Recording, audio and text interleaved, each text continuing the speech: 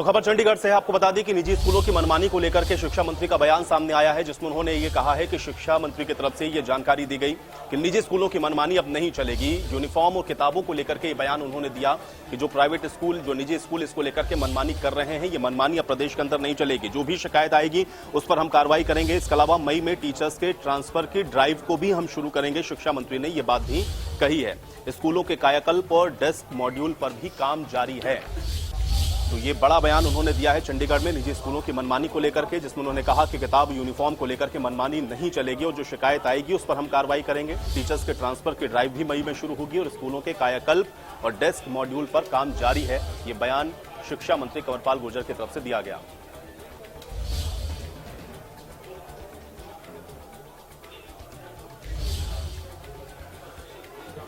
तो निजी स्कूलों की मनमानी के बाद ये बयान शिक्षा मंत्री की तरफ से दिया गया और इसी विषय को लेकर के हमारी सहयोगी साक्षी ने खास बातचीत शिक्षा मंत्री कंवरपाल गुर्जर से की है। उन्होंने क्या कुछ कहा, सुनिए। हरियाणा में स्कूली शिक्षा विभाग से जुड़े तमाम मुद्दे, चाहे वो शिक्षकों की ट्रांसफर ड्राइव हो, स्कूलों का जीर्णोद्धार हो, नए स्कूलों का बनना या फिर टीचर्स की भर्ती को लेकर हो, तमाम मुद्दों पर बातचीत करने के लिए हमारे साथ मौजूद है हरियाणा के स्कूल शिक्षा मंत्री कंवरपाल गुर्जर। सर, सबसे पहले अगर स्कूल की शिक्षा की बात करूं तो नए एडमिशन्स जो हैं वो उनकी शुरुआत हो रही है। कई जगह से आज सुबह भी भिवानी से शिकायतें आई हैं, कई जगह छापेमारी भी जो आपने क्लस्टर अधिकारी बनाए हैं वो कर रहे हैं और शिकायतें जो है छापेमारी में भी निकलकर सामने आ रही कि स्कूल से ही जो निजी किताबें छापी जाती है निजी संचालकों के द्वारा और जो यूनिफॉर्म्स हैं वो खरीदने पर कहीं ना कहीं अभिभावकों को मजबूर किया जा रहा है।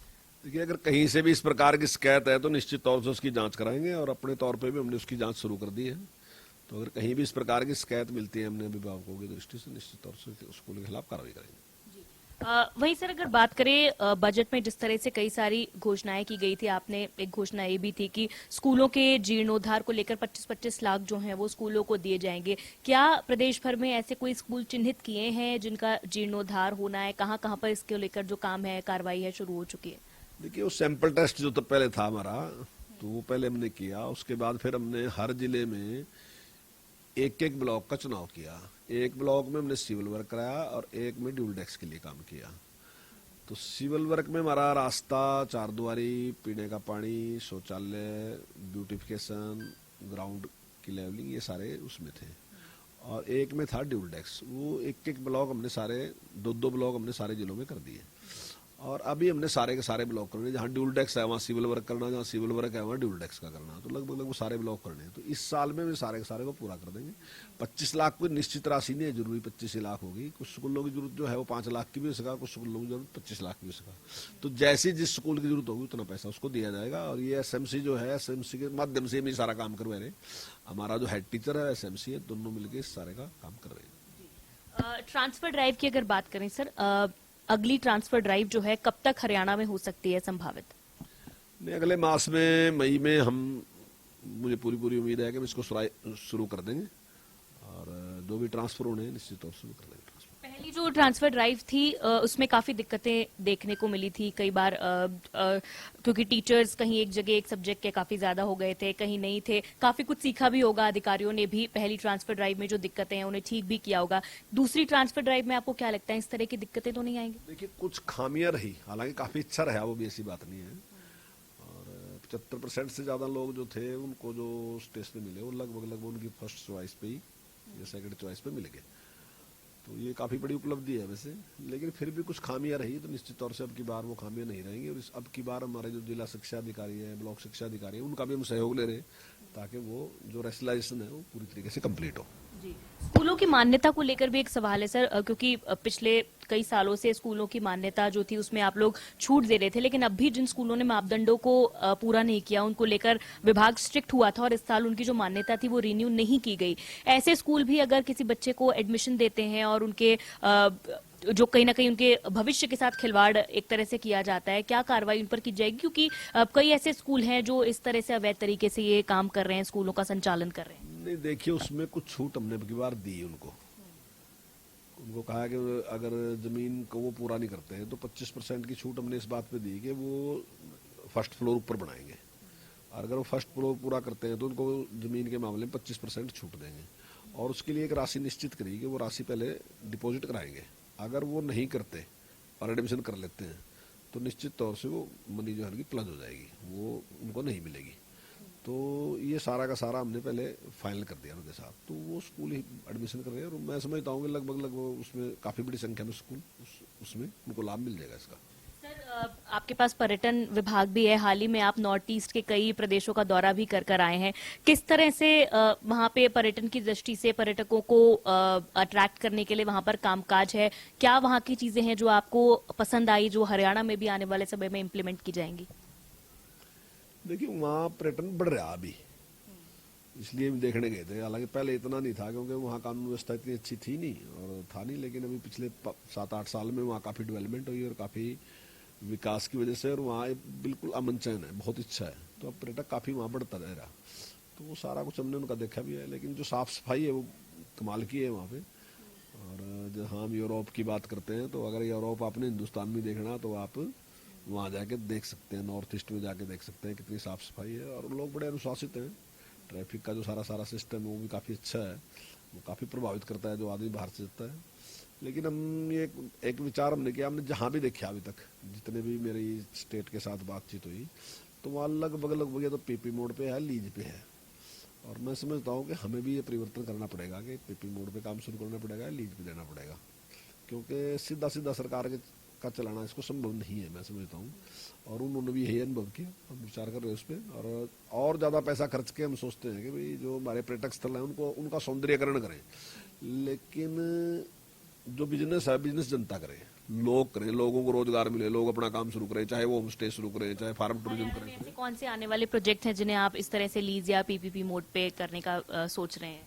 देखिए, अभी तो हमने राई की एक फाइल भेज रखी और जैसे उसकी हमें मंजूरी मिलती है तो फिर दूसरे के बारे में भी विचार करेंगे। और जो अन्य हमारे पर्यटक स्थल हैं, हमारा प्रयास रहेगा उनका सौंदर्यीकरण भी करेंगे। सर, कुछ राजनीतिक सवाल भी कर लेते हैं। हाल ही में आम आदमी पार्टी ने एक प्रेस कॉन्फ्रेंस की जिसमें उन्होंने बताया कि टारगेट से ज्यादा उन्होंने अपने जो सदस्य हैं वो एक माह में बनाए हैं। 10 लाख टारगेट था, 11 लाख कुछ सदस्य बनाए। और टॉप 3 जो सदस्य उनके बने हैं, सबसे पहले सीएम सिटी करनाल में, दूसरी डिप्टी सीएम के हल्के उचाना से और तीसरा आपके हल्के जगाधरी से। क्या कहेंगे? नहीं, मेरी शुभकामनाएं हैं, बहुत अच्छी बात है। अगर उनके मेंबर इतने बड़े हैं तो अच्छी बात है उनकी। और कोई भी राजनीतिक पार्टी है, मैं समझता हूँ कि अगर उसने पार्टी चलानी है तो लोगों के बीच में जाना, मेंबरशिप करना है, ये तो उसका पहला कार्य है, इसमें कोई बुराई नहीं है। लेकिन कुल मिला के जो दृश्य सामने है हरियाणा में, मुझे लगता नहीं है कि कोई गंभीरता से ले रहा आम आदमी पार्टी को, मुझे लगता नहीं है ऐसा कुछ भी। ठीक है, मेंबरशिप की उन्हें अच्छी बात है, करनी चाहिए, हम भी करते हैं, वो भी करते हैं, अन्य पार्टी। जैसे पंजाब में विकल्प बना था, इस बार हरियाणा में भी जो पार्टीज हैं वो ओवर कॉन्फिडेंट हैं और आम आदमी पार्टी जो है वो लोगों के लिए विकल्प बनेगी। नहीं, पंजाब को देख के सारे देश में पता चल गया कि ये इसके लायक नहीं है। तो सारा पंजाब देखने के बाद लोगों को लगता है कि आम आदमी को सत्ता सौंपना उनकी सब बहुत बड़ी भूल थी जो उन्होंने सौंपी। वो पंजाब का दृश्य लोगों के सामने है और मुझे लगता है कि आने वाले टाइम में आम आदमी पार्टी कहीं भी कहीं ग्राफ बढ़ सकता है, मुझे लगता नहीं ऐसा। जी, तो आईएनएलडी के बारे में क्या कहेंगे? क्योंकि एक अकेले उसके विधायक हैं अभय चौटाला, पूरे प्रदेश में परिवर्तन यात्रा निकाल रहे हैं। कितना बड़ा परिवर्तन हो पाएगा इस परिवर्तन यात्रा से? देखिए, एक टाइम में इंडियन नेशनल लोकदल एक बड़ी पार्टी यहाँ पे रही है और शासन भी उन्होंने किया है, लेकिन अब जो हालात हैं वो बहुत ही मतलब इस प्रकार के थे कि केवल उनका एक ही सदस्य चुनाव जीत सका और वही सब कुछ था जो जीता, और बाकी कोई जीता नहीं है। लेकिन अभी उन्होंने एक यात्रा शुरू कर रखी और मैं समझता हूँ किसी भी व्यक्ति के लिए, पॉलिटिकल व्यक्ति के लिए सबसे बड़ी वो है ये कि लोगों के बीच में जाए और अपनी बात कहे। अब लोगों को उनकी बात कितनी अच्छी लगती है, कितनी पसंद आती है, उसके बाद लोग उसको जन समर्थन देंगे। अभी तो विषय गर्म है कि लोग कितना समर्थन देंगे, ये तो आने वाले टाइम। कहीं उम्मीद रखते हैं कि नंबर बढ़ सकता है, कम हो सकता है, या जितना है उसी पर रहेगा? नहीं, ये तो देखो, ये तो कोई बात ही नहीं है। अगर मैं ये कहूँ कि यही रह सकता है या बढ़ सकता है, घट सकता है, ये तो कोई फैसला ही नहीं है कुछ भी। अब इसका तो पता जब उनकी यात्रा पूरी हो जाएगी और उसके बाद जनता में क्या मैसेज आता है उससे ही पता चलेगा। कांग्रेस भी इस बार लगातार यही कह रही है कि इस बार जो है सत्ता परिवर्तन होगा, कांग्रेस जो है सत्ता में आएगी। हुड्डा साहब भी बार बार यही कह रहे हैं कि काफी अच्छा समर्थन उनके जो विपक्ष आपके समक्ष कार्यक्रम है उसको मिल रहा है। देखिए, उम्मीद तो यही रखनी चाहिए सभी को ही, फिर राजनीति कैसे करेंगे अगर ये भी नहीं उम्मीद रखेंगे कि हमारी सरकार आएगी। सब के सब लोग ऐसे ही सरकार के लिए प्रयास करते हैं कि भी हमारी सरकार बनेगी, लेकिन मुझे लगता नहीं है ऐसा कुछ भी, क्योंकि कांग्रेस ने जो पक्षपात किया ना पिछले 10 साल में, जिस प्रकार का फेल्योर रहा, उन्होंने कहा कि हम 24 घंटे बिजली देंगे, तो वो तो 18 घंटे भी नहीं दे सके। लेकिन भारतीय जनता पार्टी की सरकार आई और उसने 24 घंटे बिजली दे दी और सस्ती भी कर दी। उन्होंने महंगी बिजली दी, 24 घंटे दी, 27,000 करोड़ के घाटे में लेकर रखा। हमने बिजली भी 24 घंटे दी और बिजली सस्ती भी कर दी, 40% रेट भी डाउन कर दिया, 2,000 करोड़ के प्रॉफिट में लेके आएंगे हम।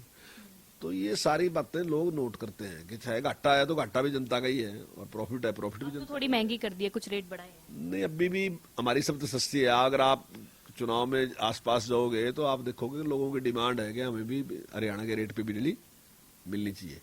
तो ये एक बहुत बड़ी सफलता है। जिस प्रकार से पक्षपात समाप्त कर दिया डेवलपमेंट के मामले में, अभी आपने देखा कि 1100 करोड़ रुपए सीधे सीधे पंचायतों में डाल दिए। किसी से ये तो नहीं पूछा कि ये कांग्रेस का एमएलए है यहाँ या सरपंच किसका है, किसी से नहीं पूछा। आबादी के हिसाब से हर आदमी के अकाउंट में, हर पंचायत के अकाउंट में पैसा डाल दिया कि वो अपना डेवलपमेंट का काम कराए। इसी प्रकार से चाहे फिर एमएलए को पैसे देने की बात थी सड़कों की रिपेयर के लिए, 25-25 करोड़ सबको दिए। ही नहीं किया कि बीजेपी को ज्यादा दिए और दूसरों को कम दिए, ऐसा नहीं, सबको एक समान दिए। कॉलेज बनाने की बात आई, स्कूल बनाने की बात आई, हर जगह एक निश्चित नियम तय कर दिया कि भाई ये सबके लिए। तो जनता भी इस बात को महसूस कर रही है कि ये सरकार एक ऐसी सरकार है जिसने किसी के साथ भेदभाव नहीं किया।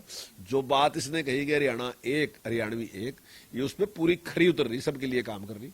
तो ऐसे में मैं समझता हूँ कि जनता का आशीर्वाद जो है निश्चित तौर से भारतीय जनता पार्टी। एक आखिरी सवाल गठबंधन को लेकर, क्या लगता है आपको अगला चुनाव जो है गठबंधन में पार्टी लड़ेगी, अलग अलग लड़ेगी, समर्थन जो है 2024 के चुनावों में भी लिया जाएगा? देखिए, अभी तक का जो हमारा गठबंधन है वो सरकार बनाने का गठबंधन है। क्योंकि जब चुनाव हुआ, चुनाव के बाद हमारी स्थिति जो थी वो नहीं थी सरकार बनाने की। हमें जरूरत थी किसी के समर्थन की, और जेजेपी के पास भी नहीं पूरा था नंबर, उन्हें भी जरूरत थी। तो हमने अपना एक कॉमन मिनिमम प्रोग्राम बनाया और उसमें कहा कि हम इन मुद्दों में इकट्ठा काम करेंगे और जो हमने वादे किए उनको पूरा करेंगे। लगभग 80% से भी ज्यादा वादे ऐसे थे जो हमारे आपस में एक दूसरे के मिलते मिलते वादे थे। तो हम उन पर काम कर रहे हैं, निश्चित तौर से जनता के लिए काम कर रहे हैं। और आने वाले भविष्य में कैसे चुनाव लड़ेंगे, कैसे नहीं चुनाव लड़ेंगे, इसका तो फैसला जो हाईकमान ले सकता है। इसका मैंने समझता कि सब कुछ ठीक चल रहा है गठबंधन में। देखिए, अभी तक सरकार ठीक चल रही, बिल्कुल सरकार गठबंधन हमारा सरकार का गठबंधन है, पार्टियों का गठबंधन हमारा है नहीं। लेकिन जहां तक सरकार का है वो बिल्कुल बहुत अच्छे से चल रहा है। बहुत शुक्रिया बातचीत करने के लिए। तो शिक्षा मंत्री कंवरपाल गुर्जर हमसे बातचीत कर रहे थे, जिन्होंने तमाम प्रदेश के राजनीतिक मुद्दों के साथ ही शिक्षा विभाग से जुड़े सभी मुद्दों पर भी बातचीत की। कैमरा पर्सन जसप्रीत के साथ साक्षी शर्मा,